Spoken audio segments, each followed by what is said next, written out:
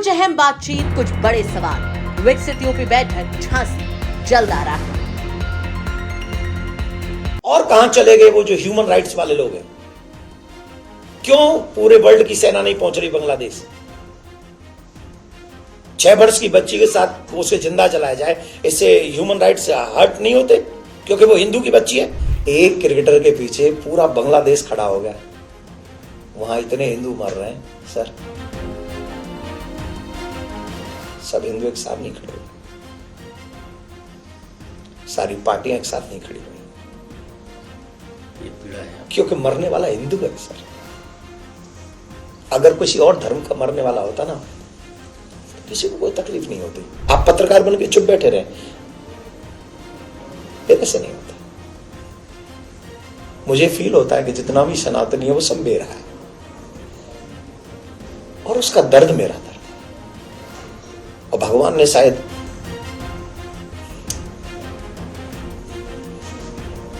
Sorry नहीं, राधे राधे, आगे बढ़िए। आपने अपनी कथाओं में कहा कि हिंदुओं को 5-5 बच्चे पैदा करने। मेरे खुद के 4 बच्चे हैं, मेरे हाथ में तो है नहीं। मेरे हाथ में हो तो मैं तो सियावर रामचंद्र की जय, कल जब हिंदू जब कानून आ जाए। आप लिख लेना इस बात को, एक दिन कोई तिलकधारी राज्य करेगा पाकिस्तान पे। भाईचारा भाईचारा करके हमको चारा बना के रखा हुआ है, खा जाना चाहते हैं। ऐसा नहीं है, हम आपसे प्यार करते हैं तो ये आपको भी प्रूफ करना पड़ेगा कि आप भी हमसे प्यार करते हैं। बड़े बड़े कथावाचक 10 लाख, 15 लाख, 20 लाख ऐसे फीस लेते हैं, इसमें कितनी सच्चाई? ये फीस नहीं है, हम भी नहीं लेते। आज तक 29 साल में हमने चपनी नहीं ली। आपके हम लोगों के साथ में एक दो पढ़े लिखे नहीं, ज्यादा नौकरी कहीं मिलनी नहीं। बाबा लोग हैं, उनके रील्स बन रहे हैं, वो रील बना रहे हैं, बिग बॉस में जा रहे हैं, उनकी बातों पर रील्स बन रहे हैं। मैं तो नहीं गया बिग बॉस में। अखिलेश जी से आपके कैसे संबंध है? संबंध ही नहीं है मेरे तो उनसे। एक तरफ तो यहाँ अंडा बेचे जा रहे हैं, एक तरफ तो यहाँ मांस खाए जा रहा हो, एक तरफ तो होटल में जाके शराब पी जा रही है और धोता उठ के जय बिहार जी, जय बिहार जी। बिहार जी के पागल समझ रहा हूँ। ये ठाकुर जी का घर है, मथुरा वृंदावन, काशी भोले बाबा का घर है, अयोध्या राम जी का घर है। उनके घर में आप जब मांस खा रहे हो, उनके घर में जब आप मदिरा पी रहे हो, तो आप उनके घर को अशुद्ध कर रहे हो। तो अभी भी हो रहा है, यहाँ बिक रहा है। सरकार तो आपकी है, भाजपा की अरे सरकार है, कैमरा योगी जी तो मुख्यमंत्री हैं। सरकार हमारी है, कैमरा तुम्हारा, जाके एक बार चेक कर लो अगर हम झूठ में रहे हो तो। नमस्कार, यूपी तक के खास पॉडकास्ट यूपी की बात में आपका स्वागत है। हमारे इस पॉडकास्ट के मेहमान हैं ठाकुर देवकी नंदन महाराज। ये ऐसे कथावाचक संत हैं जो इसी मथुरा में पैदा हुए। मथुरा कहीं बाहर से नहीं आए, यहीं पढ़े लिखे, यहीं कृष्ण की लीलाओं में पात्र बने और यहीं कथावाचक भी। यहीं से उन्होंने पढ़ाई भी की। अपनी कथा शैली और अग्रेसिव हिंदुत्व स्टैंड के लिए जाने जाते हैं। महाराज जी स्वागत है। बहुत बहुत धन्यवाद आपका और यूपी आज तक का। महाराज जी, जैसा मैंने बताया कि आप ऐसे, मुझे लगता है, इक्के दुक्के संतों में होंगे जो यहीं जन्म लिए और यहीं इतने बड़े कथावाचक बन गए। बहुत सारे लोगों को हमने देखा जो आए बाहर से, यहाँ को कृष्ण को अपनाया, इस मथुरा, इस वृंदावन को अपनाया। तो मैं ये कहूंगा अहो भाग्यम अहो भाग्यम।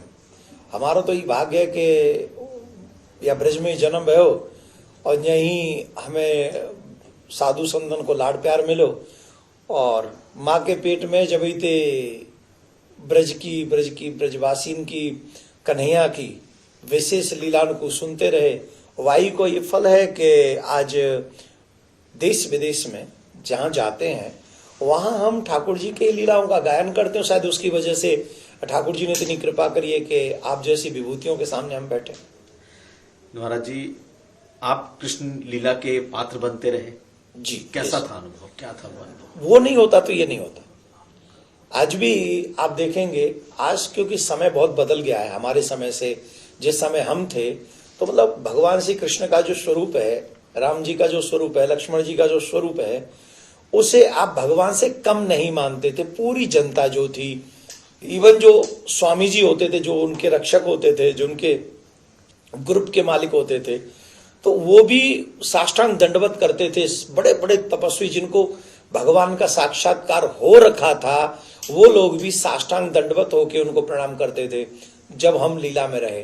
तो असल में क्या है, भगवान का अध्ययन 2 प्रकार से किया जा सकता है। धर्म का अध्ययन, एक पढ़ के, एक करके।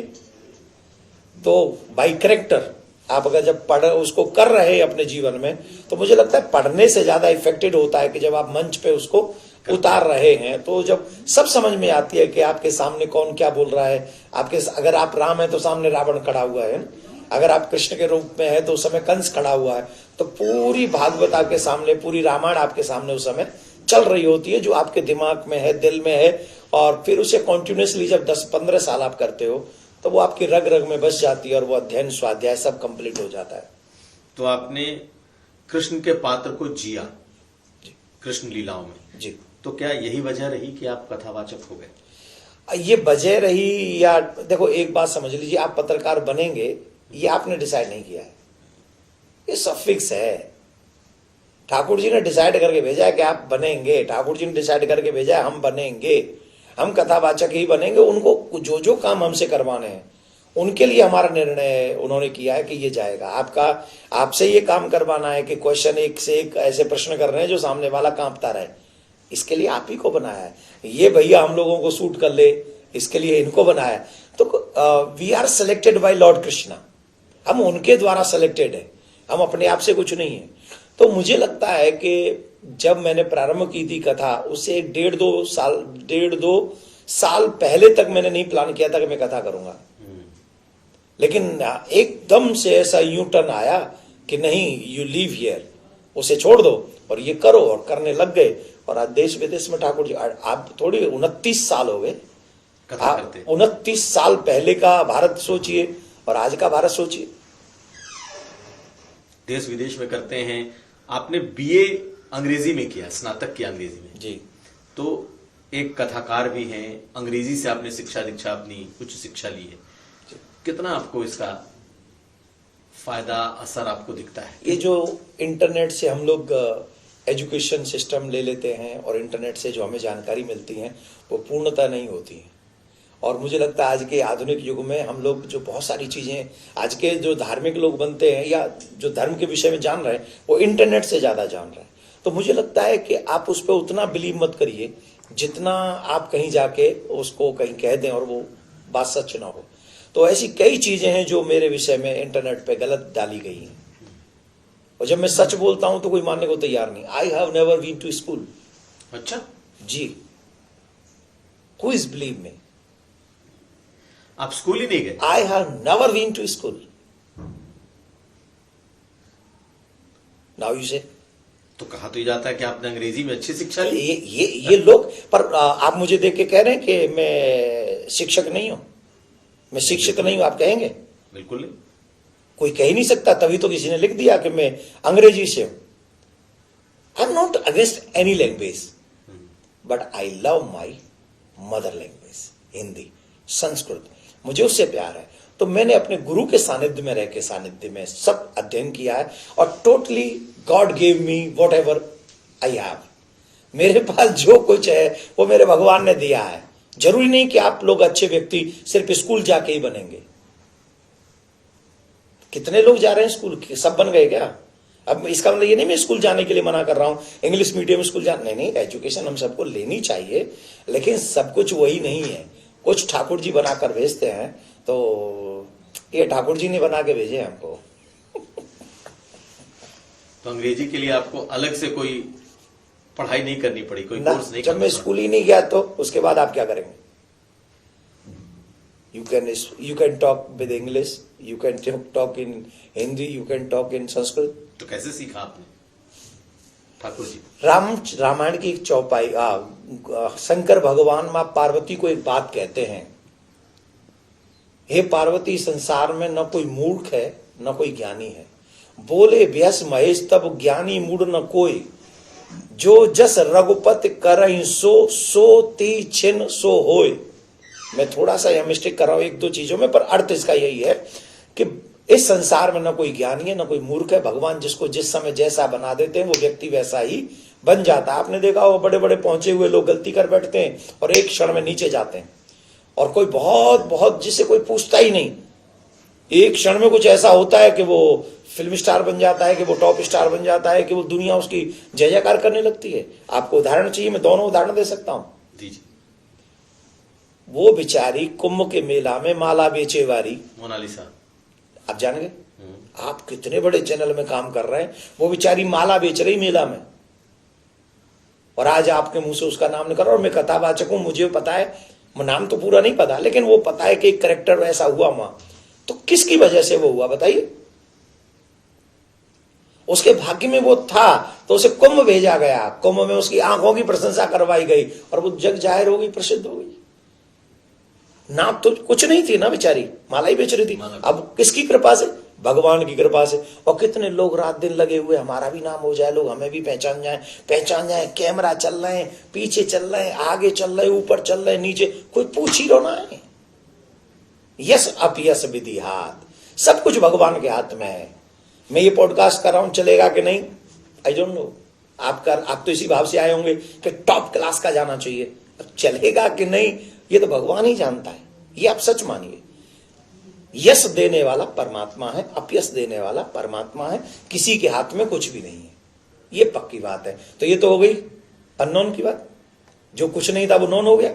अब मैं नोन की बता दूं, बताइए। बता दो, कितने कितने बड़े नाम ऐसे हैं जिनको आज नाम नहीं लेना चाहते हम।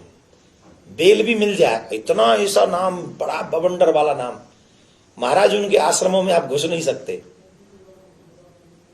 और अब उनका नाम आप बहुत विद्वान माने गए। आश्रम नहीं, मैं उनकी बात नहीं कर रहा हूं, मैं अकेले वो ऐसे हैं जिनकी बात मैं हमेशा रिस्पेक्टफुली करता हूं, क्योंकि उन्होंने सनातनियों को बचाने का काम बहुत तगड़ा किया। आसाराम जी, उन्होंने बहुत सनातनियों को बचाने का काम किया, इसलिए मैं उनकी बात नहीं कर रहा हूं। और 2-3 नाम ऐसे हैं जो बहुत फेमस, और रात सवेरे 4 बजे तो धुनी लग जाती है, उठ के भाषण देंगे, प्रवचन देंगे, आज कोई नाम लेने वाला नहीं है। तो मेरा मतलब यह है कहने का, मैं किसी को अप एंड डाउन नहीं कर रहा हूं, गिरा और उठा नहीं रहा हूं, पर सच यह है भगवान की मर्जी से ही मूर्खता आ जाती है, और भगवान की कृपा से ही विद्युत्ता आती है।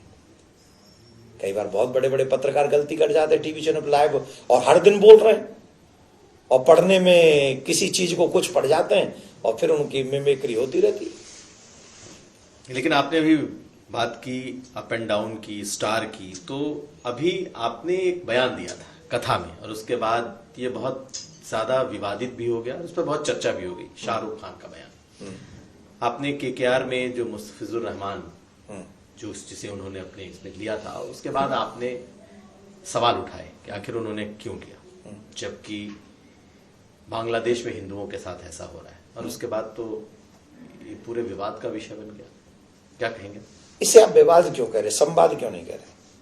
मैं एक बात मानता हूं, ये तो आपसे भी नहीं छिपा हुआ कि बांग्लादेश में हिंदुओं के साथ क्या हो रहा है। किससे छिपा है? किसी से नहीं छिपा। अमेरिका ये कहेगा कि मुझे नहीं पता, लंदन ये कहेगा कि मुझे नहीं पता कि हिंदू कैसे कहां कट रहा है, ऑस्ट्रेलिया कहेगा, सऊदी अरबिया कहेगा। कौन सी ऐसी कंट्री है जो ये कहेगी कि बांग्लादेश में हिंदू कट रहा है, जल रहा है, मर रहा है, उसकी बहन बेटियां 6-6 वर्ष की बच्चियों के साथ दुष्कर्म हो रहा है, हमें नहीं पता था? कोई नहीं कह पाएगा। एवरीवन नोज, सबको पता, पर बोल कोई नहीं रहा। क्यों नहीं बोल रहा?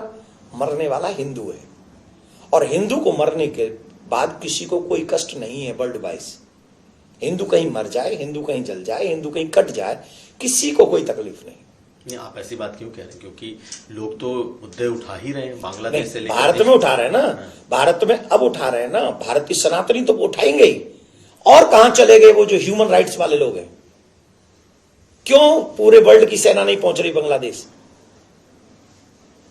6 वर्ष की बच्ची के साथ उसे जिंदा जलाया जाए, इससे ह्यूमन राइट्स हर्ट नहीं होते? क्योंकि वो हिंदू की बच्ची है। हिंदू की बच्ची चलेगी, बलात्कार होगा, तो उससे ह्यूमन राइट्स डिस्टर्ब नहीं होंगे क्या? ये कोई बातें करने की? अब फिर मुझे, जब मैंने बहुत दिन देखा कि 18 तारीख को आई थिंक उसको जलाया गया, दीपू दास को, 18 नवंबर, 18 दिसंबर, 18 दिसंबर को जलाया गया। मैंने बोली ये बात 25 दिसंबर को, हालांकि लोग कह रहे हैं कि 16 दिसंबर को उसको खरीद लिया गया था क्रिकेटर को, इट्स ओके, लेकिन घटना कब घटी? 18 को। 18 से 25 के दिन हो गए, हफ्ते भर हो गए। उसके बाद तक ये मैटर कहीं नहीं आ रहा था। मुझे कष्ट हुआ कि जहां मेरे इतने हिंदू मारे जा रहे हैं, और वहां हम उस देश के खिलाड़ी को लाएंगे और उस देश के खिलाड़ी को लाके उसे 9 करोड़ रुपए देंगे, और फिर ये लोग तो वो करते ही हैं, क्या बोलते हैं, उनका 10% कुछ होता है, वो जाता ही है इधर उधर। उससे अगर एक भी सनातनी फिर मारा जाएगा, सपोर्ट भी होगा, मैं कह रहा हूं ना भी हो, तो मैसेज तो नहीं जाएगा बांग्लादेश, मैसेज तो ये जाएगा कि तुम जितने चाहे मारो, हम तो तुम्हारे खिलाड़ियों से जो हमारा काम है वो करते रहेंगे। नहीं, शायद मेरी आत्मा मरी नहीं है अभी, इसलिए मेरे मन में भाव हुआ, तो व्यासपीठ से इस बात को मैंने शुरुआत की थी। भारत सरकार, बीसीसीआई, देन जिस टीम ने खरीदा था, जिस व्यक्ति का नाम आप ले रहे हैं, मैंने उसका नाम आज तक नहीं लिया। शाहरुख खान का आप ले लीजिए, मैं नहीं लूंगा। मैंने मिस्टर KKR ही कहा।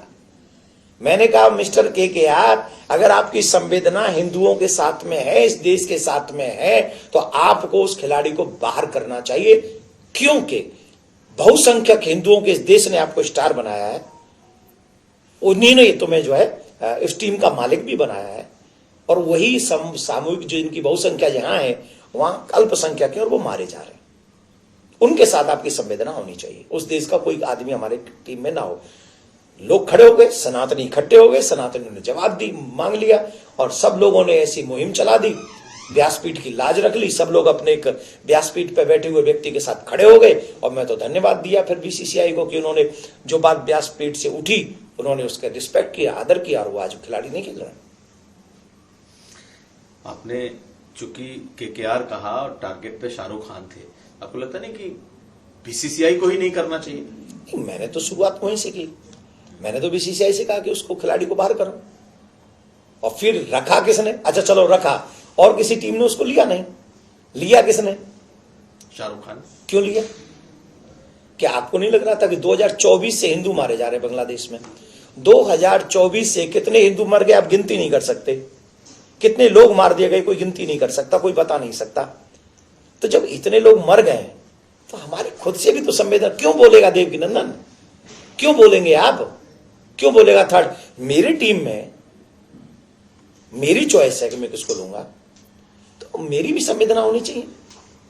तो नहीं लेते तो हम बोलते नहीं, और लोग कह रहे थे 2-3 टीमें और ले रही थी, हम उसका भी विरोध करते। हमने कोई खिचड़ी खा रखी है उनकी कि उनकी खिचड़ी खा रखी तो हम नहीं बोलेंगे? क्यों नहीं बोलेंगे? जो मेरे सनातनियों के साथ खड़ा होगा उसकी रिस्पेक्ट करेंगे, जो मेरे सनातनियों के साथ खड़ा नहीं होगा, सियावर रामचंद्र की जय। लेकिन उसका इफेक्ट तो ये हो गया कि अब बांग्लादेश तो कह रहा है कि अब हम आएंगे नहीं खेलने, और इंडिया में अब हम खेलेंगे नहीं। बीसीसीआई पर उसने, ICC को उसने अपना विरोध जता दिया। तो कौन सो मेरे खेत में वर्षा को ना आवेगा, तो ना आवेगा तो मत आवे। तो अब वो बांग्लादेश अगर विश्व कप ही ना खेल है, सपोज मान लो विश्व कप ही ना खेल है, तो विश्व कप फीको पड़ जाएगा। हम गारंटी से कह रहे हैं वो न खेले तो विश्व कप ज्यादा कम आ जाएगा।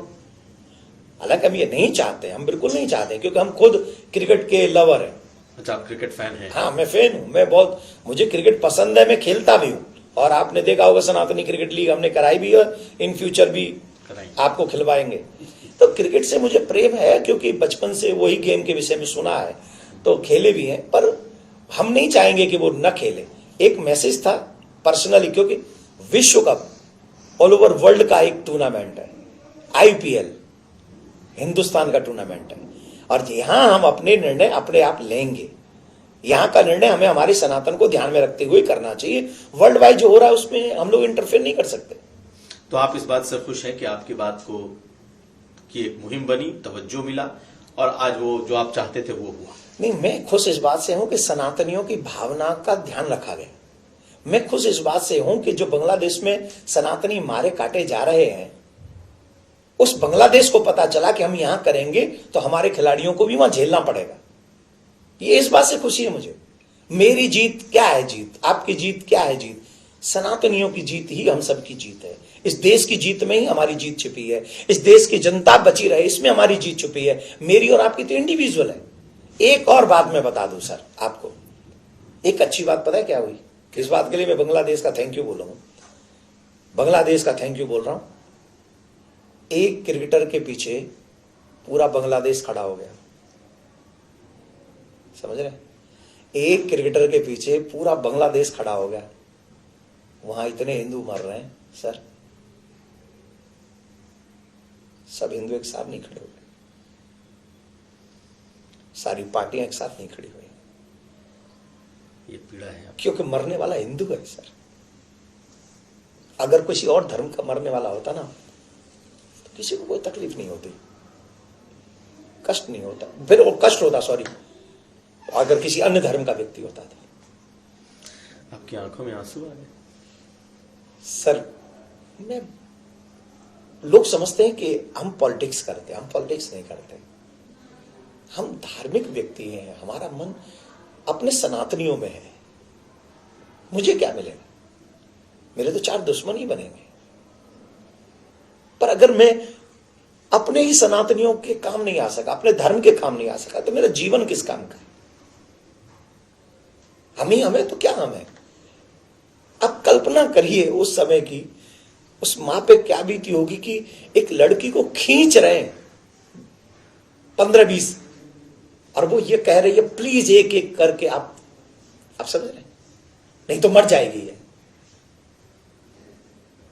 उसके बाद हम महाराज बन के चुप बैठे रहे, आप पत्रकार बन के चुप बैठे रहे। मेरे से नहीं होता। मुझे फील होता है कि जितना भी सनातनी है वो सब मेरा है और उसका दर्द मेरा दर्द है। और भगवान ने शायद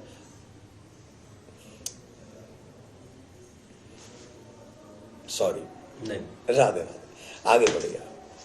नहीं, आपके, मुझे लगता है कि बांग्लादेश में जो हुआ ये दर्द सचमुच आपको अंदर गहरे तक जख्म दे रहा है। कोई नहीं। अब आप कैसे देखते हैं आने वाले वक्त में, आपको क्या दिख रहा है? हमको एक बात अपने सनातनियों से कहनी है,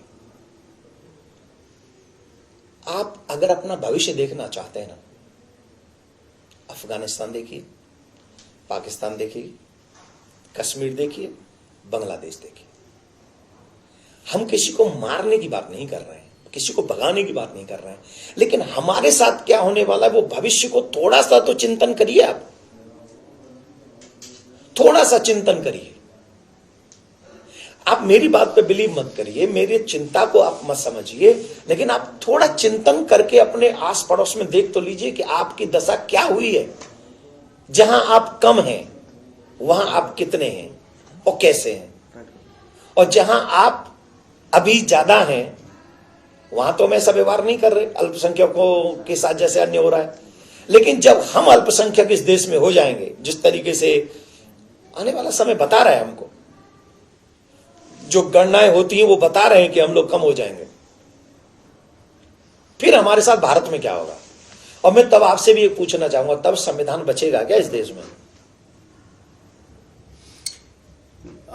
आप कह रहे हैं कि जनसंख्या बढ़ती जा रही है एक तरफा, जी, जनसंख्या हमारी कम हो रही है, जी, कौन जिम्मेदार? मुझे लगता है सरकारें जिम्मेदार है। जनसंख्या नियंत्रण कानून लाने चाहिए। मैंने तो सुप्रीम कोर्ट में इसकी याचिका डाली हुई है। मैंने खुद ने पर्सनल मेरे साइन से सुप्रीम कोर्ट में याचिका डाली हुई। इस देश को, पहली बात तो ये देश में इतने संसाधन नहीं है कि 150 करोड़ को हैंडल कर सके।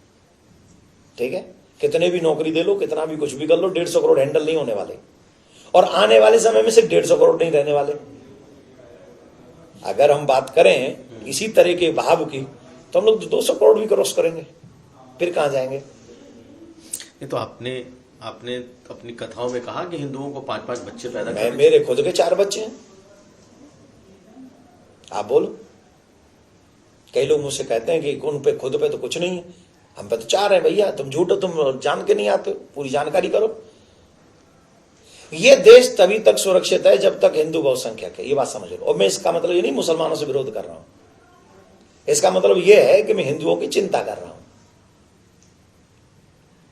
मैं इसका मतलब सीधा सा आपको बता दूं, मैं हिंदुओं की और उस देश की चिंता कर रहा हूं, इसीलिए कह रहा हूं कि 4-5 बच्चे आपके होने चाहिए। और मैं थोड़ा लॉजिक भी दे दूं, आप पे एक बेटा है और भगवान ना करे कोई एक्सीडेंट हो जाए, फिर आप क्या करेंगे बुढ़ापे में? अब आप ये कहिए एक्सीडेंट नहीं होगा। आप लोग नित्य कितने न्यूज चैनलों पे न्यूज चलाते हैं, फलाने ने बाइक से एक्सीडेंट हो गया, ऑन द स्पॉट डेड, ये हो गया, फलाना का 4 गाड़ी में खत्म, फलाना, कितने एक्सीडेंट हो रहे हैं। अगर व्यक्ति एक ही आंख हो और वो भी फूट जाए तो जिंदगी खराब होगी कि नहीं? कम से कम 2 आंखें हैं तो एक फूटेगी, एक तो रहेगी। तो इसलिए हमारे बुजुर्गों का ये मानना था कि 3-4 बच्चे होंगे, भगवान न करे कोई पूरे जीवन भर 50-100 साल की जिंदगी में कुछ घटना घटे तो बुढ़ापे में अंतिम संस्कार करने वाला एक तो बचेगा। तो इसका मतलब ये है, इसका मतलब ये नहीं है कि हम उनसे नफरत करते हैं। वो 40 कर रहे हैं, हम तो नहीं रोक रहे, और उनके बारे में कोई बोलने की हिम्मत नहीं कर सकता। हमसे कहते हैं आपने 5 क्यों बोल दिए, उनके 10 है, उनके 15 है, उनके 20 कोई नहीं बोलता। कह रहे हम तो कह रहे भगवान करे उनके घर में एक 100 हो, हमें उनसे कोई मतलब नहीं है। हमारे घर में 4 होने चाहिए, ये चिंता हमारी है। ये और आप इसको बिल्कुल ठोक के कहते हैं, व्यासपीठ से कहते हैं। क्यों नहीं कहूं, मैं कोई चोरी कर रहा हूं? कहा को पैसा चुरा लो मैंने? जो मेरे मन में है, जो मेरी वाणी में है, वो मैं सबके सामने बोल रहा हूं। कहा कोई खावे ले, मैं इन पे किराए पे रह रहा हूं उनके पे, कि उन पे तो पैसा लेके मैं गोल सरकार कहती है कि जनसंख्या नियंत्रण करना है। कानून ले आओ, आप ही के हाथ में, आप कानून ले आओ। मेरे हाथ में तो है नहीं, मेरे हाथ में हो तो मैं तो सियावर रामचंद्र की जय, कल जब होंदू जब कानून आ जाए। मेरे हाथ में हो तो, आपके हाथ में हो तो शायद आप परसों तक तो आप भी ले आओगे। मेरे हाथ में तो मैं तो कल नहीं होने दूंगा, रात में ही ले आऊंगा, पर मेरे हाथ में तो नहीं। मेरे हाथ में तो यही है कि मैं कहता रहूं कि भैया तुम्हारे भी 4-4 होने चाहिए। अभी तो मेरे हाथ में इतना ही है, तो जितना है उतना बोलो। एक और बात अभी आपने कही, खास करके जब असदुद्दीन ओवैसी ने बात कही कि एक न एक दिन इस देश का जो प्रधानमंत्री की, इस देश की प्रधानमंत्री कोई हिजाब वाली महिला बनेगी, क्या कहते हैं? मैंने भी तो कुछ कहा, आप लिख लेना इस बात को। एक दिन कोई तिलकधारी राज्य करेगा पाकिस्तान पे, और तभी पाकिस्तान प्रगति भी करेगा। नहीं, लेकिन ये कैसे होगा? वहां हिंदुओं की आबादी। Wait and watch. कब तक, कब तक यूं चलता है चक्र? दमन ज्यादा दिन नहीं रहता है। रावण इस पृथ्वी पे बहुत समय तक राज्य किया, अंत तो गत्वा राम के हाथों मारा गया।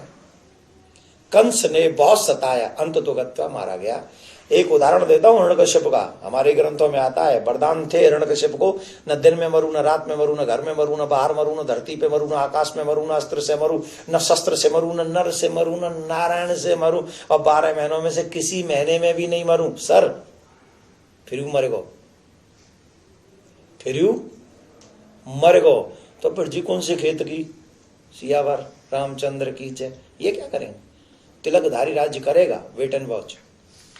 नहीं, मैं चूंकि मैं आपके कुछ बयानों को बता रहा हूं जो जी मैं उसी पे मैं भी अपनी तो अलीगढ़ मुस्लिम यूनिवर्सिटी पर भी आपने एक बयान दिया था जी कि अगर कोई तिलक नहीं लगा सकता तो वहां पर कोई टोपी पहन करके भी नहीं जा सकता। सर मुझे आपसे एक बात जाननी है कि कोई भी यूनिवर्सिटी, कैसी भी यूनिवर्सिटी, सरकार के पैसे के बिना चलती है क्या? नहीं, सरकार पैसा देती है। सरकार सेकुलर है कि इस्लामिक गवर्नमेंट है? सेकुलर है। ना हिंदू गवर्नमेंट है ना मुस्लिम गवर्नमेंट है, सेकुलर है। तो सेकुलर का मतलब क्या है? वहां संविधान फॉलो होगा, संविधान फॉलो होगा। तो संविधान तो यह कहता है कि सबको अपनी अपनी पूजा करने का अधिकार है। आप टोपी लगाइए, आई रिस्पेक्ट यू, लेकिन हम तिलक लगाएंगे तो वाई डू यू डिसरिस्पेक्ट अस? आप हमारी डिसरिस्पेक्ट क्यों करेंगे? जब मुझे आपकी टोपी से प्रॉब्लम नहीं है तो आपको मेरे तिलक से प्रॉब्लम क्या है? मेरी कथा में कोई टोपी वाले आ जाए तो हम तो नहीं कहते टोपी उतार लो, हम तो कहते हैं इट्स ओके, आप सुनिए हमारी कथा। और आते हैं सुनते दाढ़ी वाले, टोपी वाले, और हम रिस्पेक्ट भी देते हैं। हम तो किसी के डिसरिस्पेक्ट, और हमारा एक आदमी तिलक लगा के जाएगा तो आप मना कर दोगे कि आप तिलक नहीं लगा सकते, ये यूनिवर्सिटी है। तो ये हमारे साथ अन्याय भारत में हो रहा है, अलीगढ़ में हो रहा है। जरूर मथुरा के बगल में अलीगढ़ है, क्यों होगा? सरकार अगर पैसा दे रही है तो वहां तमाम शायद 5-7 या कितनी मस्जिद हैं, मुझे पूरा नहीं पता, मैं तो अंदर कभी गया नहीं, जो लोगों से सुना है वही। मगर 2 भी हैं तो वहां पढ़ते हिंदू भी हैं, एक छोटा सा मंदिर भी बन जाएगा वहां। तो न तो मस्जिद को कोई प्रॉब्लम होगी न मंदिर को कोई प्रॉब्लम होगी, अगर सरकार के पैसे से चलती है तो। और अगर इस्लामिक मनी से चलती है तो मैं कुछ नहीं कहूंगा। जयराम जी, तो आप चाहते हैं कि वहां एक मंदिर भी बने उसके भी? अगर हिंदू बच्चे पढ़ते हैं, अगर वहां आवश्यकता उनको लगती है तो बनना चाहिए। उसमें कोई मंदिर नहीं है? नहीं, अभी तक तो नहीं है। आप आवाज उठाओ, मैं आपके पीछे हूं, झंडा लेके चलते हैं, मंदिर वहां बने, उनकी मस्जिद है, उनको हम आदर करेंगे, बना के रखें, कोई प्रॉब्लम नहीं उनसे। या मंदिर मस्जिद के बाद निकल ही गई है तो अयोध्या हो गया आपका, मथुरा और होगा, कब होगा, कैसे होगा? जल्दी कर लेंगे, जल्दी कर लेंगे। जिस रास्ते से अयोध्या मिला है उसी रास्ते से मथुरा भी मिलेगा, अदालत के रास्ते से। मैंने रास्ता कहा है और रास्ता तो वही अभी तो हाल फिलहाल की दृष्टि में जिस रास्ते से अयोध्या मिला है उसी रास्ते से मथुरा भी मिलेगा और काशी भी मिलेगा। हमको ऐसा लगता है, हम लोग संविधान मानने वाले लोग हैं। अयोध्या में तो बहुत कार सेवकों की जाने गई, प्राण गए, गोलियां चली। आपको लगता है कि कम से कम मथुरा जो है आपके हिसाब से होगा और संविधान के रास्ते से आप ले लेंगे? तो जिस समय कार सेवकों की जान गई उस समय हिंदुओं की संख्या कम थी कि ज्यादा थी? ज्यादा रही होगी। उस समय तो कम ही रही होगी। 92 की बात कर रहे हो सर आप? तो उस समय तो कम ही रही होगी, तो संख्या और बढ़ गई है। तो अच्छा, पूरी जनसंख्या क्या बात? पूरी संख्या की बात कर रहा हूं, अब तो बढ़ गई है। तो अब बढ़ गई है तो मथुरा के लिए सेवा करने वाले लोगों की कोई कमी नहीं। मथुरा में लोग सेवा करना चाहते हैं, वर्ल्ड वाइड भगवान श्री कृष्ण को प्यार करने वाले लोग हैं और वो चाहते हैं जल्दी से जल्दी मथुरा का मंदिर भी बने। और मैं तो हमेशा कहता हूं भाई, यहाँ कोई इस्लामिक कोई बहुत बड़े पीर पैगंबर आए नहीं है मथुरा, और जिन्होंने मथुरा, अयोध्या, काशी मंदिर तोड़े हैं वो बाहरी आक्रांता थे, और यहाँ के जो हमारे मुस्लिम भाई हैं उनका कोई लेना देना उनसे है ही नहीं, है ही नहीं। तो बंटवारा भी, जब भाई भाई में भी बंटवारा होता है ना सर, तो भाई भाई में भी बंटवारा होता है तो थोड़े से पॉइंट देके जाते हैं कि कौन सही है कौन गलत है। अगर हम इसको इस बंटवारे की दृष्टि से भी देखें कि चलो हम सिर्फ 4 आदमी बैठा लें, ईमानदार आदमी, कि भाई तुम थोड़ा निर्णय करो, तो कहीं भी ऐसा लिखा है कि मथुरा में उनका कोई पीर पैगंबर कोई बहुत बड़ा आदमी आया था? और हमारे पुराण में लिखा हुआ है कि भगवान श्री कृष्ण का प्राकट्य मथुरा में हुआ था, और पूरी दुनिया जानती है इस बात को। पूरी दुनिया मथुरा में कृष्ण भूमि का दर्शन करने आती है, और ये बात हम ही नहीं, रशियन भी जानते हैं, अमेरिकन भी जानते हैं, यूरोपियन भी जानते हैं, तो सब जानते हैं। पर कुछ लोग नहीं जानते कि मथुरा में कृष्ण आए थे। गजब की बात है यार, तुम्हारे बुढ़ापा पूरा जीवन भर तुम्हारा बड़े जो भारत में बीत गो, तुम्हें जीना पता मथुरा में ठाकुर जी आए कि ना आए? आदमी बन के भेजे ना भगवान ने, आदमी बना के भेजे। तो जिन्हें जिना पता मथुरा की हिस्ट्री का है, काशी की हिस्ट्री का जिन्हें ना पता, सबन ने पता है, मूड की दे रहे हैं। भाईचारा भाईचारा करके हमको चारा बना के रखा हुआ है, खा जाना चाहते हैं। ऐसा नहीं है, हम आपसे प्यार करते हैं तो ये आपको भी प्रूफ करना पड़ेगा कि आप भी हमसे प्यार करते हैं।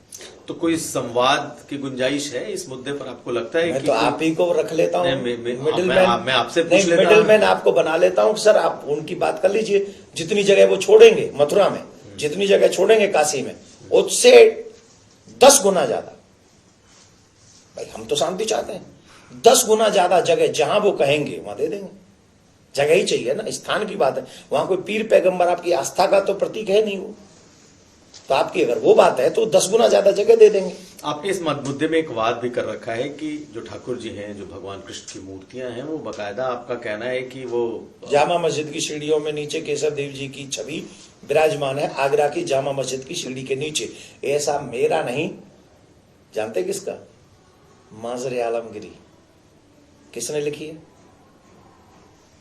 किसने लिखी? औरंगजेब के चमचों ने लिखी है। तो जो उसके चमचे वो लिखते थे ना हिस्ट्री उसकी, आज हमारे सर ने ये कर दिया, आज हमारे सर ने ये कर दिया, आज हमारी पूरी हिस्ट्री उसमें लिखी हुई माजर आलमगिरी में। और वो मेरे द्वारा लिखी हुई नहीं, वो आपके द्वारा लिखी नहीं, उसी को प्रमाण मान के मैं इस बात को कह रहा हूं। और सच है कि झूठ है, इस बात की परख होनी चाहिए, इसी के लिए केस किया हुआ। लेकिन आप पिछले साल आपकी बहुत चर्चा हुई थी जब आपने सनातन बोर्ड की बात की थी, बकायदा आपने धर्म संसद भी बुलाया जी। तो वक्फ बोर्ड के बरक्स जो ये आपका सनातन बोर्ड है, क्या ये सनातन बोर्ड परवान चढ़ पाया? ये तो जब मैं कुंभ में था और आपको उसको कवर भी कर रहा था, तो बहुत सारे साधु संत तो उस धर्म संसद से नदारद ही दिखे, लेकिन क्या आपको लगा कि सनातन बोर्ड बना या बनना चाहिए?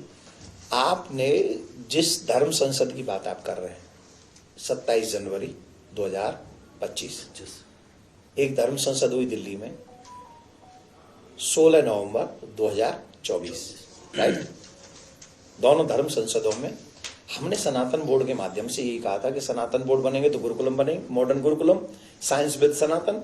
हमने कहा था कि वहीं पे गौशालाएं बनेंगी, गौ सड़क पे नहीं होंगी। हमने कहा था कि गरीब व्यक्ति अपना इलाज नहीं करा सकता प्राइवेट हॉस्पिटल्स में, तो उसी पैसे से हॉस्पिटल्स बनेंगे सनातनियों के लिए। और हमने ये भी कहा था कि जो व्यक्ति धन के अभाव में धर्म परिवर्तन कर लेते हैं जरूरत के हिसाब से, हम उनकी सेवा करेंगे, उनकी बहन बेटी, गरीब बहन बेटियों की शादी करवाएंगे, उसी से पढ़ाएंगे लिखाएंगे, तो वो धन उसमें काम आ जाएगा। पहले तो मैं आपसे, एक बहुत अच्छे आप पत्रकार हैं, मैं आपसे सिर्फ पूछना चाहता हूँ ये चारों पांचों मांगे सही थी कि गलत थी? नहीं सर, आपकी मांगों में कोई गलत नहीं थी। नहीं। पहली बात। दूसरी बात, कोई चर्च, कोई मस्जिद सरकार के अंडर है? नहीं है, सब फ्री हैं, उनका धार्मिक इशू है। फिर मेरे मंदिर सरकार के अंडर क्यों है? चलो मान लो कि मंदिर सरकार के अंडर हैं, मान लो, तो फिर सारे मंदिर करो। वही मंदिर क्यों जहां पैसा आ रहा है? वो मंदिर क्यों नहीं है जहां कोई दीपक जलाने वाला नहीं है? भाई उस मंदिर के पैसे से जो तुम्हारे स्टेट में मंदिर आ रहे हैं उन सब में दीपक जलाने का ही काम कर लेते। किया क्या? मंदिर भी वो चाहिए जिनमें चढ़ावा अच्छा है, वो नहीं चाहिए जहां कोई नहीं आ रहा है। तो ये हमारे साथ धोखा किसने किया? मैंने। आजादी के बाद ये धोखा मैंने किया। और लोग कहते हैं इसलिए बना दिया क्योंकि ये मंदिर चलाने में सक्षम नहीं है हिंदू। हम सक्षम नहीं है, हम एमएलए बनाने में सक्षम हैं, हम एमपी बनाने में सक्षम हैं, हम मुख्यमंत्री बनाने में सक्षम हैं, हम प्रधानमंत्री बनाने में सक्षम हैं, लेकिन मंदिर चलाने में सक्षम नहीं हम। क्या है? लेकिन आपकी मांग को देखा गया कि ये वक्फ बोर्ड के विरोध के बरक्स ये मांग रही है। बिल्कुल भी नहीं। वक्फ बोर्ड का इशू अलग है, सनातन बोर्ड का इशू अलग है। सनातन बोर्ड तो अपने मंदिर वापस चाहता है। हम थोड़ी कह रहे सरकार से कि हमारी चिता जहां जले वहां के लिए जगह दे दो। हम थोड़ी कह रहे हैं कि जहां हमने फीता डाल दिया वो जगह हमारी है, हमने तो नहीं कहा। जहां हमारा वो कुछ लिटा दिया वो सब जगह हमारी, हमने तो नहीं कहा। ये वो अलग इशू है। हम तो सिर्फ मंदिर मांग रहे हैं सनातन बोर्ड के अंदर में। हम थोड़ी ना सरकार से कोई जगह और प्रॉपर्टी मांग रहे हैं। हमें नहीं चाहिए, न डोनेशन चाहिए सरकार से, न जगह चाहिए सरकार से, न चवन्नी भर का खर्चा चाहिए सरकार से। हमें तो सरकार से सिर्फ हमारे मंदिर फ्री चाहिए। और आपका ये अभियान चलेगा? अजय, देखो, हिमाचल हाई कोर्ट ने 16 अक्टूबर 2025 को सेम कंडीशन में यही कहा है जो मैंने मांग रखी है। हिमाचल सरकार को मंदिर का पैसा नहीं दिया है हाई कोर्ट ने। कहा तुम मंदिर का पैसा तुम क्यों लेते हो? मंदिर का पैसा सड़क बनाने के लिए नहीं है, मंदिर का पैसा गुरुकुलम बनाने के लिए है, मंदिर का पैसा गौशाला बनाने के लिए है, मंदिर का पैसा हॉस्पिटल। ये हाई कोर्ट हिमाचल का बयान है, 16 अक्टूबर 2025 की बात कर रहा हूं मैं। इसका मतलब है जो बीजारोपण 16 नवंबर 2024 को हुआ था, एक साल से पहले ठाकुर जी ने बीज रोपण कर दिया कि तुम मेहनत कर रहे हो तो खाली नहीं। हिमाचल हाई कोर्ट ने कह दिया, वहीं कर्नाटक हाई कोर्ट ने भी इसी पे सरकार से कहा कि तुम नहीं पैसा नहीं उठा सकते मंदिर का, अभी रिसेंटली। तो कहीं ना कहीं तो भगवान मेरे साथ जस्ट कर रहा है ना, न्याय कर रहा है ना। जो हम लोगों ने सनातनियों ने विचारधारा रखी थी, इतनी बड़ी धर्म संसद 2024 की देखिए, पूरा भरा पड़ा मंच, जगत गुरु उसमें उपस्थित, अनेक महामंडलेश्वर मठाधीश सब बैठे हुए। फिर 24-25 में तो ऐसा नहीं है। जो बीजारोपण हुआ है, हमको लगता है शायद हमें देर से रिजल्ट मिले, पर मिलेगा, क्योंकि यही न्याय है। संविधान का मतलब है सबके साथ समान न्याय करे, और हमारे हिसाब से हमारे साथ न्याय यही है कि हमारे मंदिर सरकार छोड़े और उस मंदिर का एक बोर्ड बनाए, उस बोर्ड को ऐसे चलाया जाए जिससे उसकी चवन्नी का भी मिसयूज ना हो, वो भारत की गरीब जनता में वो लग जाए, एजुकेशन में लग जाए, गौ माता की सेवा में वो लग जाए। जो ठाकुर का पैसा, धर्म का पैसा सेवा में लगे, ये हमारा भाव है। अगर इस भाव में कोई छल नहीं है, कपट नहीं है, तो मैं भी यहीं रहूंगा, आप भी यहां रहेंगे।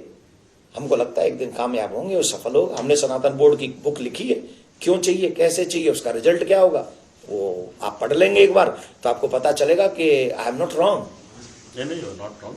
ये बताइए कि आपने संविधान की बात की, अब थोड़े सवाल इस पर भी हैं कि आप, क्योंकि कई बार ये सवाल सबसे पूछे जाते हैं कि भाई संविधान बड़ा या शरीयत, संविधान बड़ा या मनुस्मृति, संविधान बड़ा या धर्म, आपको क्या लगता है संविधान सबसे बड़ा या फिर? क्वेश्चन करोगे वही, आगे का क्वेश्चन कौन सा पता है मुझे। अच्छा एक बात बताइए, इस प्रश्न का उत्तर देने से पहले हमको एक बात समझनी चाहिए, क्या संविधान झूठ बोलने की इजाजत देता है? नहीं, बिल्कुल। क्या संविधान चोरी करने की इजाजत देता है? नहीं। क्या संविधान किसी का कत्ल करने की इजाजत देता है? क्या संविधान घोटाला करने की इजाजत देता है? क्या संविधान गौ हत्या करने की इजाजत देता है? क्या संविधान अपने मां बाप को छोड़ के चले जाने की इजाजत देता है? सनातन धर्म में और अन्य धर्मों में जमीन आसमान का अंतर है। सनातन धर्म का ही मतलब है आपके जीवन जीने का स्टाइल।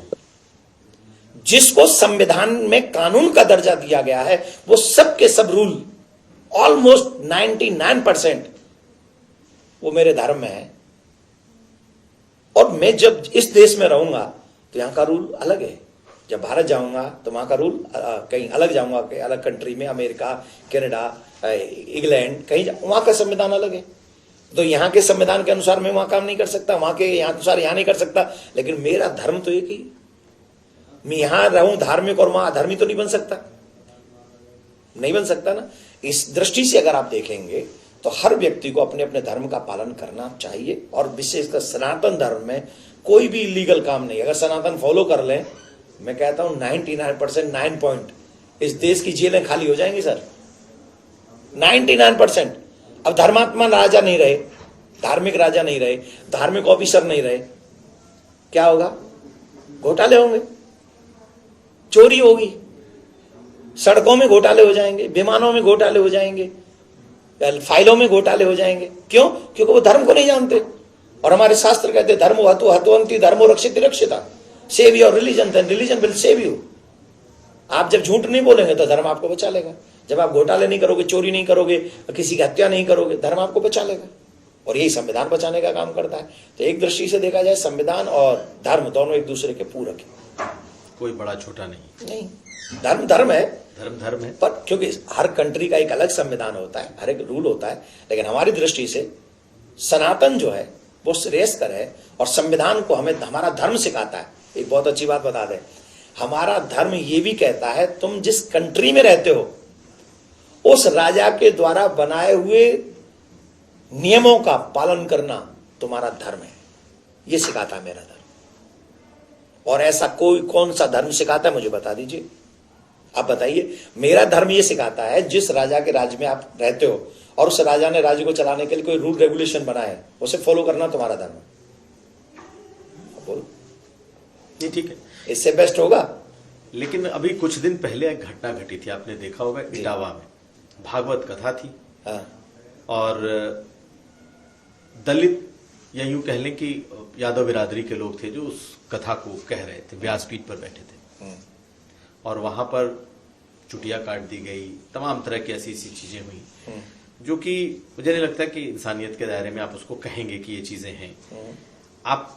आपने भी उस घटना के बारे में सुना होगा। सुना है। तो क्या उस बात के बाद चर्चा निकली कि भाई व्यासपीठ पर बैठने का अधिकार किसे है? क्या सिर्फ ब्राह्मण ही बैठ सकता है या दलित, पिछड़े ऐसे लोग भी व्यासपीठ पर बैठ सकते हैं, भागवत कथा को कह सकते हैं? मैं सवाल इसलिए पूछ रहा हूं क्योंकि बहुत सारे धर्माचार्यों ने यह कहा कि सिर्फ ब्राह्मण को ही अधिकार है जो उस पीठ पर बैठे। देखिए, ये जो निर्णय है, अगर आपको धर्म का निर्णय कराना है तो मेरे जैसे कथावाचक से तो आपको प्रश्न ही नहीं करना चाहिए। धर्म का निर्णय करना देवकीनंदन का काम नहीं, धर्म का निर्णय करना जगत गुरु शंकराचार्य भगवान का काम है और जगत गुरुओं का काम है। मेरे जैसा तो तुच्छ प्राणी इस विषय पे कुछ नहीं बोल सकते। नहीं, चूंकि कथावाचक ही थे वहां बैठे। अब नहीं, अब मैं इसका निर्णय दूसरे हिसाब से मैं बात करता हूं। किसी को भी अपमानित करने का अधिकार किसी को नहीं। कौन कथा करेगा, कौन कथा करवाएगा, किसके यहां कथा होगी और कौन सुनेगा, ये इंडिविजुअल अपनी चॉइस है।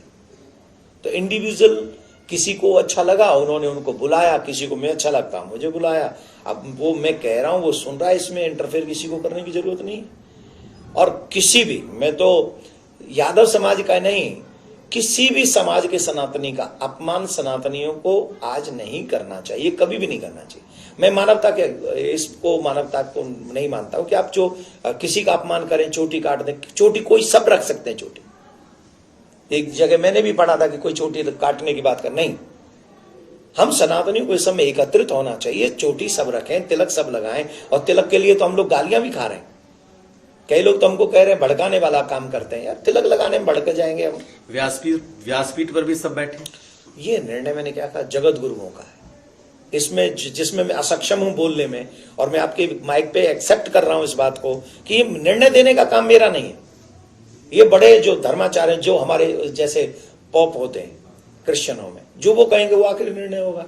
तो हमारे जो जगत गुरु शंकराचार्य भगवान कहेंगे वो आखिरी निर्णय होगा। लेकिन मैं आपके माइक पे आपके साथ और यूपी तक में ये कह सकता हूं कि कभी भी किसी का अनादर नहीं करना चाहिए, एक दूसरे का अपमान नहीं करना चाहिए। हम सब सनातनी एक हैं और एक स्वर में है, एक साथ है। अब थोड़ा जो कथावाचक, जो धर्माचार्य, जो बाबा है, उनको लेकर के जितनी बातें होती, थोड़ी सवाल उस पर भी है। कहा यह जाता है कि आप कुछ भी कथा कराएं तो जजमानों को जो है लंबी जो जेब ढीली करनी पड़ती है। बड़े बड़े कथावाचक 10 लाख, 15 लाख, 20 लाख ऐसे फीस लेते हैं। इसमें कितनी सच्चाई? ये फीस नहीं है। अब आप लोग जो चैनल चला रहे हैं, आप जो चैनल चलाते हैं, उसमें ऐड दिए बिना आप चैनल चला सकते हैं? नहीं, बिल्कुल। तो ऐड क्या आपकी सैलरी है? सैलरी नहीं है, वो उसको चलाना है। अब जब हम कथा करने जाते हैं तो हम अकेले नहीं जाते हैं, या कोई भी कथावाचक अकेला नहीं जाता है। जितना भी ये खर्चा बताते हैं, एक टेंट लगवाओ 7 दिन का, कितना लगता है? एक माइक वाला बुलाओ, उसके इतने बॉक्स होंगे, कितना पैसा लगता है? आप प्रचार करते हो, कितना पैसा लगता है? आप उतनी व्यवस्थाएं, जो जनता आ रही है उसके नीचे गद्दे बिछवा रहे हो, चादर बिछवा रहे हो, वो कथावाचक हो जाएंगे सब। ये जो कुछ लोग हैं वो इसलिए इन क्वेश्चनों को करते हैं क्योंकि वो चाहते हैं सनातनी कथावाचक, क्योंकि सबसे ज्यादा प्रचार कौन कर रहा है धर्म का? कथावाचक।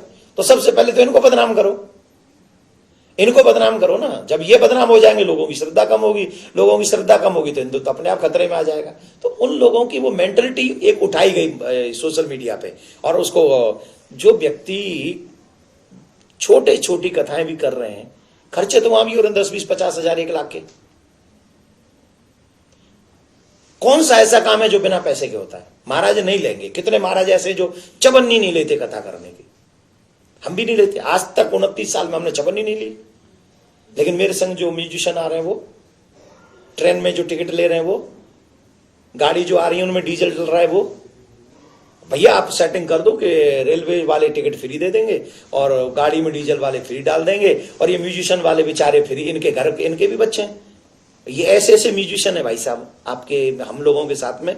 एक तो पढ़े लिखे नहीं, ज्यादा नौकरी कहीं मिलनी नहीं, किसी गुरु ने अच्छे से उनको सिखा दिया, अब वो तबला बजा रहे हैं, वो बाजा बजा रहे हैं, अब वहां से उनको रोटी मिल रही है। उनके भी गरीब बच्चे हैं, गांव में रहते हैं, उनकी पत्नी कंडा थाप रही, बुर्जी में से भुसला रही, एक भैंस रखी हुई, एक गाय रखी हुई, उसको बेचारी चारा खिला रही, इस आशा में कि मेरा पति आएगा, वहां से दक्षिणा लाएगा, उससे मैं अपने लिए एक नई साड़ी खरीद लूंगी। अब वो खर्चा वहां जा रहा है, तो उन बच्चों के पेट भर रहे हैं, उन बच्चों के पालन हो रहे हैं, उनकी पत्नी को एक साड़ी मिल रही है। अब इस बात की दर्द है कि इनको क्यों हो रहा है। हिंदू तो भूखे मरने चाहिए, तभी तो धर्म परिवर्तन होगा। हिंदू भूखे मरेंगे तो धर्म परिवर्तन कर लेंगे। तो सबसे पहले बदनाम किसको किया जाए? और इन कथावाचकों की किया जाए जिनकी भीड़ बहुत आती है। ये बदनाम हो जाएंगे तो भीड़ नहीं आएगी, भीड़ नहीं आएगी तो अपने आप धर्म परिवर्तन कर लेंगे। सियावर रामचंद्र की जय।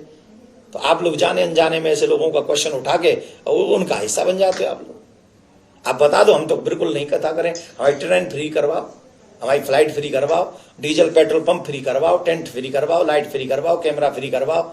जी कैमरा वाले आए कहा जी पैसा ना लेंगे, सैलरी आप पे देनी पड़ेगी, नहीं देनी पड़ेगी। तो ये लोगों की मेंटलिटी है, वो लगे रहते हैं, उस पर ध्यान आपको नहीं देना चाहिए। हर चीज में खर्चा होता है सर। सब्जी भी लेने जाते हैं तो सब्जी भी 200-250 रुपया किलो आती है सब्जी। अब 2 ही ऑप्शन है, या तो छोड़ दो या खा लो।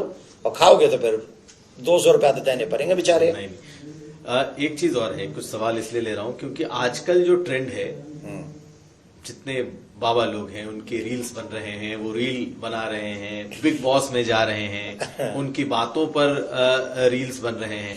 आपको लगता है ये सब कुछ मनोरंजन की भी चीजें हो जाती हैं तो कोई बुरा नहीं है, ठीक है, चलते रहना चाहिए? मैं तो नहीं गया बिग बॉस में, मेरे ऊपर तो रील नहीं बन रही है। मैं तो अपनी तरफ से हम भी ये प्रयास करते हैं कि हमारे द्वारा वो व्यवहार होना चाहिए, उस वाणी का प्रयोग होना चाहिए जिससे हमारा धर्म आगे बढ़े। मैं इतना मानता हूं, मैं किसी पर टिप्पणी करने में सक्षम नहीं हूं। मैं क्यों किसी पे भी टिप्पणी करूंगा? मैं कर चुका हूं तो कर चुका हूं, पर अब आगे नहीं करूंगा। और यही कहूंगा कि हम सबको मिलकर एक कार्य ऐसा करना चाहिए जिससे हम लोग इस धर्म को आगे बढ़ाएं। और 29 साल की जर्नी में मेरे द्वारा तो यही प्रयास हुआ। आगे मुझसे क्या गलती होंगी वो भगवान मालिक, क्योंकि no one can knows about tomorrow. कल किस हुआ सीन टुमारो, कल किसने देखा? लेकिन आज तक हमने ये प्रयास किया कि हमारे द्वारा धर्म आगे बढ़े, चाहे मेरा ड्रेसअप हो, चाहे मेरा बोलना हो, चाहे मेरा आना जाना हो। उस हिसाब से मैंने तो ध्यान रखा है, आगे भी रखूंगा। अखिलेश जी से आपके कैसे संबंध है? संबंध ही नहीं है मेरे तो उनसे,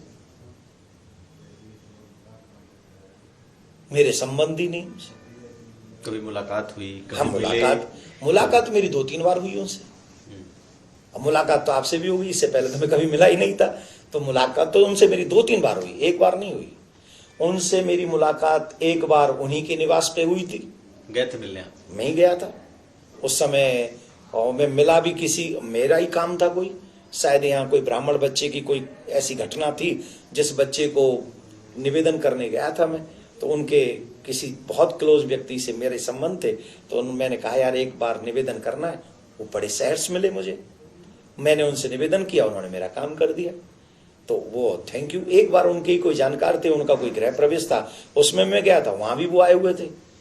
तो वहां भी उन्होंने बड़े आदर से प्रणाम किया। और हम सनातनी धर्मगुरु हैं, हमें जो प्रणाम करेगा हम तो आशीर्वाद दे देंगे। तो हमने उनको भी भैया बड़े अच्छे रहो। और ये रसगुल्ला उन्होंने अपने यहाँ खिलाया था, उनके यहाँ मैंने उनको खिला दिया, आप रसगुल्ला खाओ जयराम जी। इसके अलावा मेरा कोई संबंध उनसे नहीं। इसलिए मैंने सवाल किया क्योंकि उन्होंने कई बारी सवाल भी उठाए, बाबा बागेश्वर पर भी उन्होंने सवाल उठाए। हालांकि वो खुद अपने सैफई में एक बड़ा मंदिर बनवा रहे हैं, केदारेश्वर का मंदिर। तो आप इन चीजों को कैसे देखते हैं? वो कहते हैं एक तरफ की बाबा बागेश्वर को तो अंडर टेबल पैसे जाते हैं, दूसरी तरफ उनका धर्म के प्रति। मेरा नाम तो नहीं लिया ना? ना। मेरा नाम क्यों नहीं लिया? क्योंकि उनको भी पता है अंडर टेबल ये लेता ही नहीं होगा, इसे पूछ ही कौन रहा है, तो मेरा नाम वो लेंगे ही क्यों? तो मेरा नाम लिया तो मैं जवाब दूं? बोलो। सच ये है कि मेरा मानना ऐसा है, किसी भी पार्टी में कोई भी सनातनी है, अगर वो अच्छा, अब नीतीश जी कौन सी पार्टी में बताइए? जेडीयू के हेड है। हाँ। जब उन्होंने पटना में, बिहार में शराब बंद करी थी, मैंने थैंक यू बोला और मैंने उनको साधुवाद धन्यवाद दिया था। अभी क्या नाम है, ये हैं क्या बोलते हैं, पंजाब के सीएम कौन है? भगवंत मान। तो उन्होंने 3 जिलों में शराब और मांस सब बंद कर दिया जो उनके अपने गुरुओं के हैं। मैंने अभी कल उनको थैंक यू बोला। कम से कम आप अपने पूर्वजों को ध्यान रख रहे हो, कम से कम आप अपने, जबकि आप आम आदमी से मेरा तो कोई लेन देन नहीं, भगवंत मान से आज तक मिला नहीं।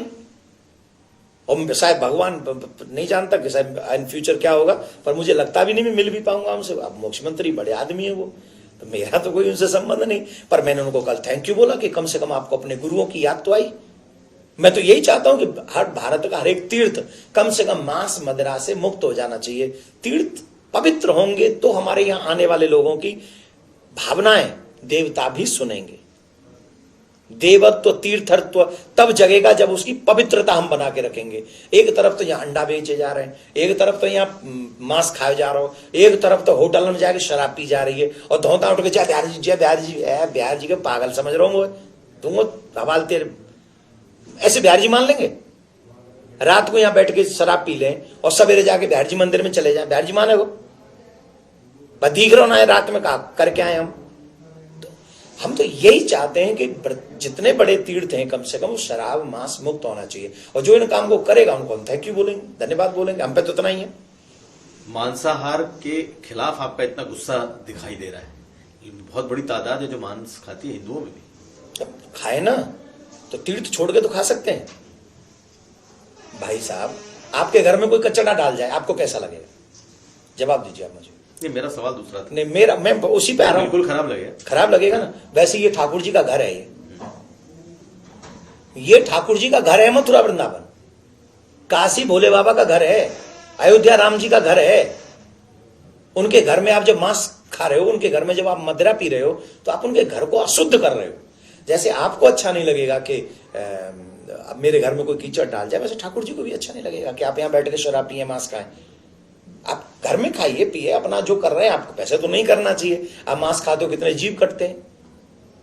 तो हम तो नहीं कहेंगे खाओ, लेकिन जो खाना पीना है आप अपने घर में करो, लेकिन तीर्थ में ये सब नहीं करना चाहिए। मुझे तो मुसलमान भाई बहुत अच्छे लगते हैं इस बात से। मक्का मदीना में गैर इस्लामी कोई जा ही नहीं सकता। जाके दिखाओ। तो आप चाहते हैं ऐसा यहां भी हो? ऐसा नहीं हो, पर मांस और मदिरा ना मिले, ये हम चाहते हैं।